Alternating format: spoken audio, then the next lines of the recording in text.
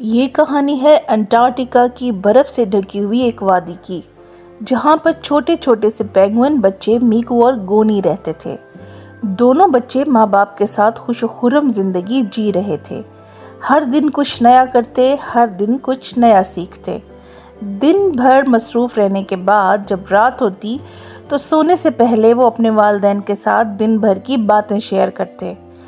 ایک رات جب تیز برفیلی ہوا چل رہی تھی اور وہ سب سردی سے بچنے کے لیے کھلے آسمان کے نیچے ایک دوسرے سے جڑے ہوئے تھے، باتوں باتوں میں مما پینگوئن نے کہا، بچوں تم جانتے ہو ہم امپیریل پینگوئنز اپنے انڈوں کو بہت پیار سے سیتے ہیں۔ گونی بولی، مما یہ سینا کیا ہوتا ہے؟ مما نے بتایا، جب تم لوگ انڈوں کے اندر تھے تو تم لوگوں کو گرمی کی ضرورت تھی، تب تمہارے بابا تمہیں اپنے پیروں پر اور اپنے پیٹ کی نرم تہہ میں چھپا لیتے تھے تاکہ سردی تمہیں کوئی نقصان نہ پہنچائے۔ اس دوران میں سمندر کی جانب جاتی تھی تاکہ غذا لا سکوں، اور مجھے کبھی کبھی واپس آنے میں 2 سے 3 دن بھی لگ جاتے تھے۔ تب بھی تمہارے بابا تمہیں اکیلا نہیں چھوڑتے اور وہ بھوکے پیاسے ہی رہ جاتے۔ میکو حیرت سے بولا، لیکن مما بابا اتنے لمبے وقت تک بھوکے رہ سکتے ہیں؟ پینگوئن بابا بولے، ہاں بیٹا، یہ ہماری محبت اور ذمہ داری ہے۔ میکو ہم تمہارے لیے سب کچھ کرتے ہیں۔ گونی اور میکو پیار سے مما بابا سے لپٹ گئے۔ گونی نے پوچھا، اچھا ابھی آپ نے کہا کہ ہم امپیریل پینگوئنز ہیں، ان کی سب سے خاص بات کیا ہوتی ہے؟ بابا نے بتایا، گونی امپیریل سائز میں سب سے بڑے ہیں اور سب سے سخت جان اور محنتی بھی ہوتے ہیں۔ ہم سب کے لیے ہمارا خاندان بہت اہم ہوتا ہے۔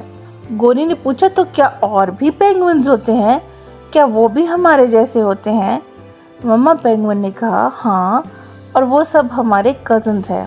مما پینگوئن نے کہا، ہاں اور بھی ہوتے ہیں، اور وہ سب بھی ہمارے کزنز ہیں، عادت اور شکل میں ہمارے جیسے ہی، لیکن سائز میں ہم سے کچھ چھوٹے۔ میکو نے پوچھا، ان کے بارے میں بتائیں نا، اور پھر ہم اپنے کزن سے کب ملیں گے؟ تبھی بابا نے کہا، ان کے بارے میں پھر کسی وقت بتاؤں گا، لیکن ابھی سونے کا ٹائم ہے۔ تو وہ سب خوشی خوشی سو گئے۔ کچھ دن بعد انٹارکٹیکا میں ایک زبردست برف کا طوفان آیا۔ بہت شدید سردی تھی۔ سینکڑوں کی تعداد میں پینگوئنز سردی سے بچنے کے لیے ایک دوسرے سے جڑ کر کھڑے ہو گئے تاکہ وہ گرم رہیں۔ گونی کچھ خوف زدہ تھی، لیکن اس کے بابا نے اسے تسلی دی۔ بابا نے کہا، ڈرو نہیں گونی، ہم سب ایک ساتھ ہیں اور ہم اس طوفان کا سامنا کریں گے۔ ہمیں اس موسم سے لڑنا آتا ہے۔ سینکڑوں پینگوئنز اپنی فیملیز کے ساتھ جڑ کر کھڑے ہوئے، اور یہ سردی سے بچنے کا ایک قدرتی طریقہ تھا۔ طوفان رک جانے کے بعد میکو اور گونی کے والدین کو سمندر میں غذا کی تلاش میں جانا پڑا۔ انہیں بچوں کو دوسرے پینگوئنز بچوں کے ساتھ اکیلا چھوڑنا تھا۔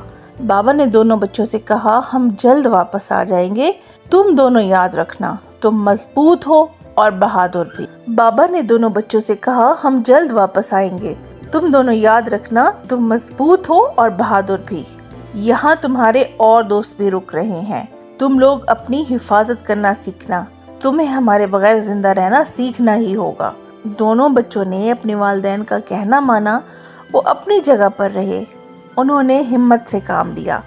ان کے پاس جو بھی خوراک تھی وہ تھوڑا تھوڑا اسے استعمال کرتے رہے۔ وہ اپنے ٹھکانے سے بھی زیادہ دور نہیں جاتے تھے۔ انہوں نے اپنے دوستوں کے ساتھ مل کر سردی کا خوب مقابلہ کیا۔ وہ ہر روز والدین کی واپسی کا انتظار کرتے، لیکن بچوں بہت دن گزر گئے، ان کے والدین کی واپسی کا کچھ پتہ نہیں تھا۔ وہ چھوٹے بچے اب ڈرنے لگے تھے کہ کہیں ان کے والدین کسی مشکل میں نہ پھنس گئے ہوں، انہیں کوئی پانی کا بڑا جانور نہ کھا گیا ہو۔ میکو تو اب اکثر رونے لگتا۔ گونی نے اسے تسلی دی اور اس کا دھیان بٹایا، لیکن اب وہ خود بھی اداس رہنے لگی تھی۔ کھانا ختم ہو چکا تھا۔ وہ اور ان کے دوست اب 2 دن سے بھوکے تھے۔ ایک رات وہ یہ دعا کر کے سوئے کہ صبح جب ان کی آنکھ کھلے تو ان کے ماما بابا واپس آ گئے ہوں، اور ایسا ہی ہوا۔ ان کے ماما بابا لوٹ آئے اور بہت سا کھانا بھی لے کے آئے۔ میکو اور گونی نے انہیں بتایا کہ کیسے انہوں نے حالات کا مقابلہ کیا، لیکن اپنی جگہ کو بالکل بھی نہیں چھوڑا۔ ماما بابا بہت خوش تھے، انہوں نے کہا کہ تم دونوں بچوں نے ہماری باتوں کو سمجھا اور مشکل حالات میں خود کو سنبھالا۔ ہم تم سے بہت خوش ہیں۔ ماما پینگوئن نے بچوں سے کہا، مجھے خوشی ہے کہ تم نے وہ سب سیکھ لیا جو ہمیں زندہ رہنے کے لیے جاننا ضروری ہے۔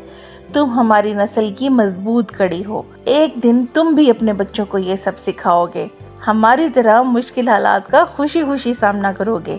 یوں میکو اور گونی نے انٹارکٹیکا کی سخت زندگی کے سبق سیکھے اور اپنے خاندان کے ساتھ زندگی کو آگے بڑھایا۔